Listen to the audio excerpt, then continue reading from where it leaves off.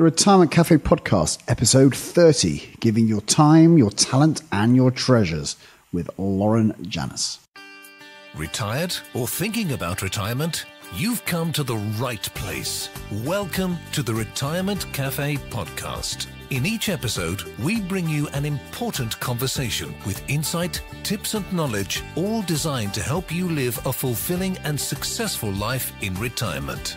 Here's your host, Chartered Financial Planner and accredited later life advisor, Justin King. Hello and welcome to the latest episode of the Retirement Café Podcast. Today I'm delighted to welcome Lauren Janus to the show. Now, Lauren has spent more than 15 years working in the charitable sector and founded Thoughtful Philanthropy. I managed to get the word out correctly. That's good. A charitable and giving advisory service helping individuals and families become more informed and empowered philanthropists. Welcome, Lauren. Thanks for joining me. Thanks, Justin. It's a pleasure to be here. So, Lauren, for our listeners who maybe don't know of you, etc., and Thoughtful Philanthropy, can you tell me a little bit about yourself and where this idea all came from?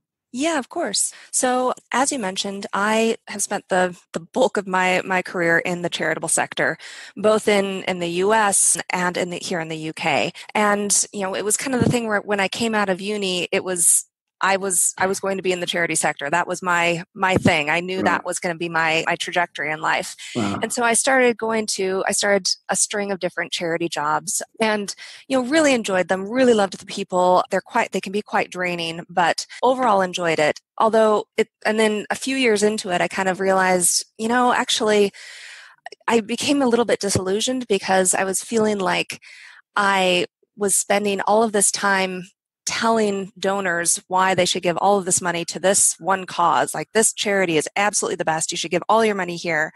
And I wasn't explaining to them how social change happens and how it's usually a whole bunch of different factors that go into saving the polar bears or curing cancer or whatever it is. And so what I really wanted to be doing, I felt, was explaining to a donor how they can navigate the charitable landscape and give in a way that means most to them so that they can really understand how their money is impacting the issue that they want to change and what their effort is accumulating in. Yeah, sure.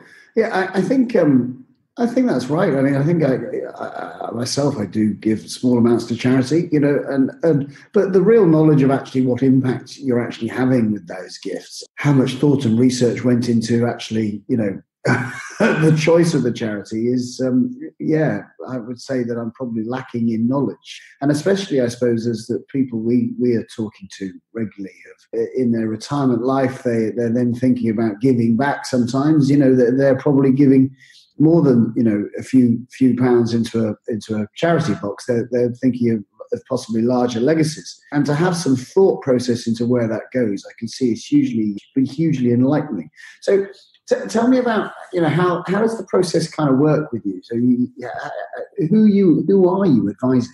Yeah, so good question. I advise donors of all ages, and I like to say of all incomes, because you really don't need to be.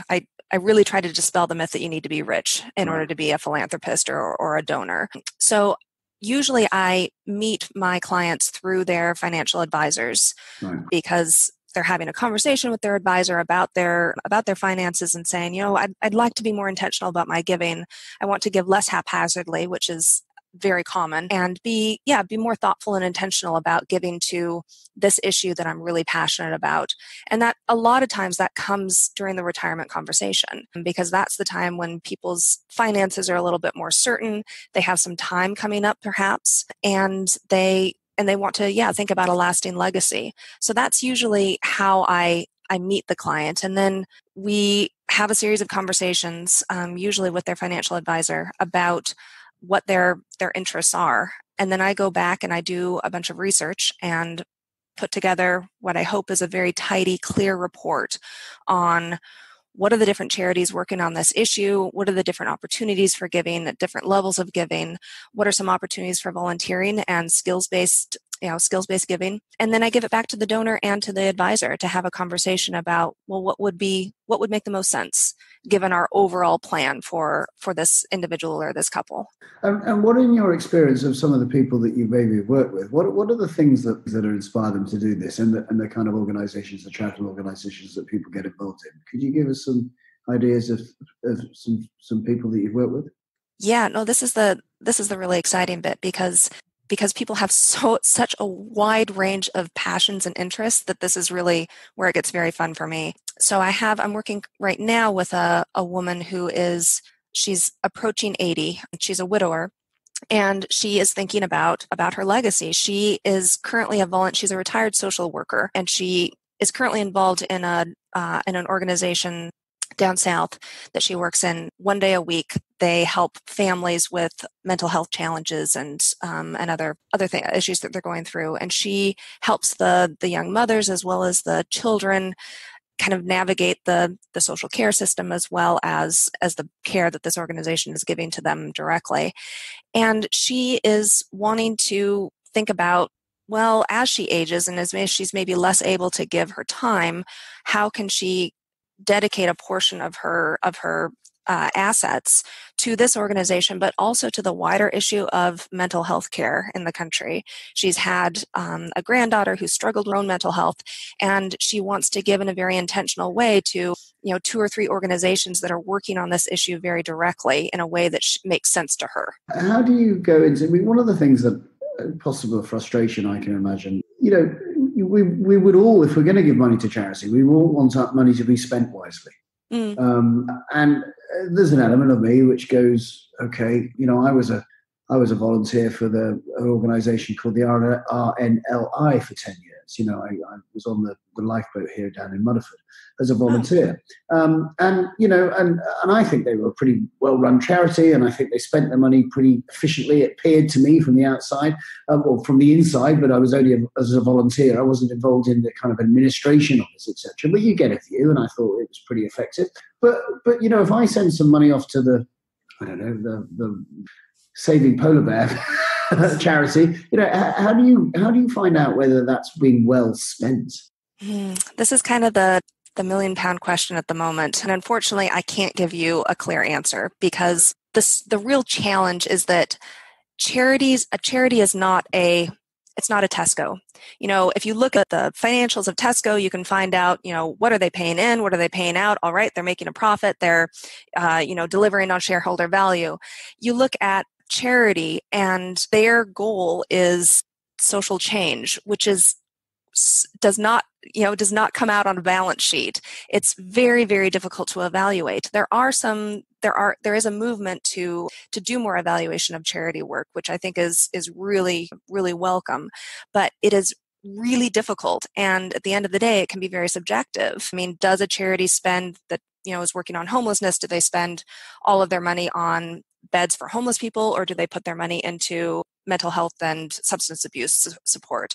It really comes down to the individuals running it and trusting them to use their experience and their knowledge of the field to use your donations in the most effective way. So that's where I really, really recommend people work with a philanthropic advisor, because I can help you understand the strategy that these organizations are using and make sure that it makes sense to you.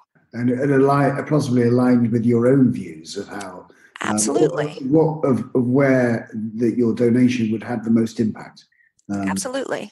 Yeah, I can see that. So yes, that interests me. What also interests me is this scenario of people actually getting involved in charitable sectors themselves in retirement. So do you have much experience of that?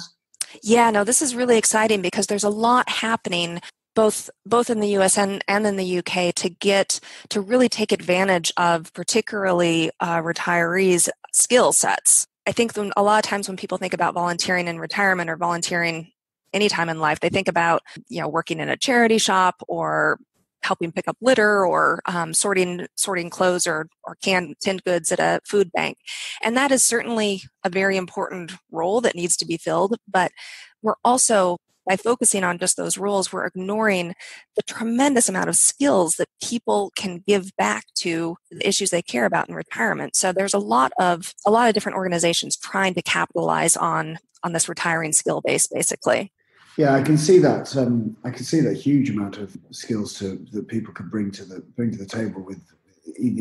And as we know, retirees have got lots of energy and vitality, and a retiree of 65 now, comparable to maybe 40 years ago, is hugely different in first of all in life expectancy, and therefore health.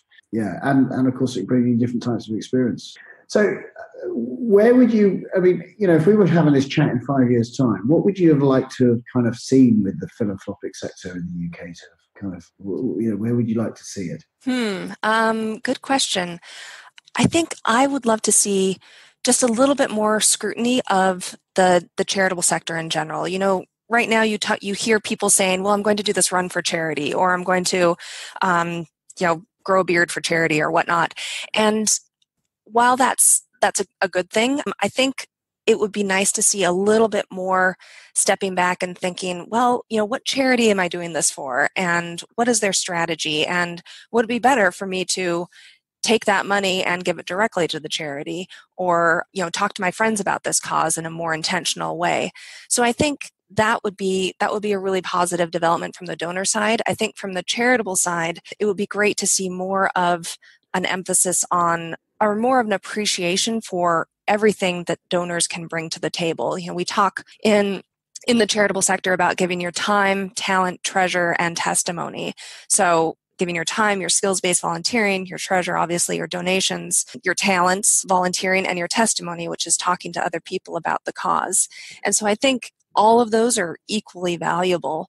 And the more that the charitable sector can appreciate that, the better we all are. Yeah, absolutely. Okay, so I think there's a real message here, is that if you are considering, obviously we'll find out a bit more about where people can find out more about you in a second, but if people are thinking of, as you rightly say, shaving their head or doing a run or something for charity, actually really consider where your money is going, how it's going to be spent, and is this charity, worthy of this donation? And do some research, probably. Yeah, absolutely. Yeah, well, that's been fascinating chatting to you, Lauren. Where could people find out more about you and your services and what you offer? Sure. So my website is www.thoughtfulphilanthropy.com.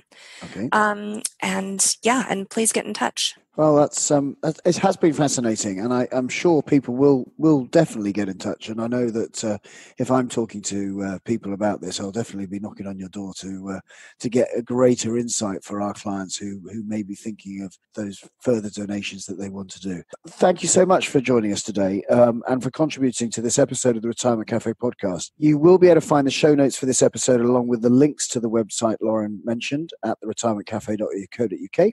And if you'd like to let me know what you think about the points we discussed, please send an email to jk@mfbwealthmanagement.co.uk or connect with me on Twitter at JustinKingCFP. If you haven't done so already, you can subscribe to the podcast so you never miss an episode.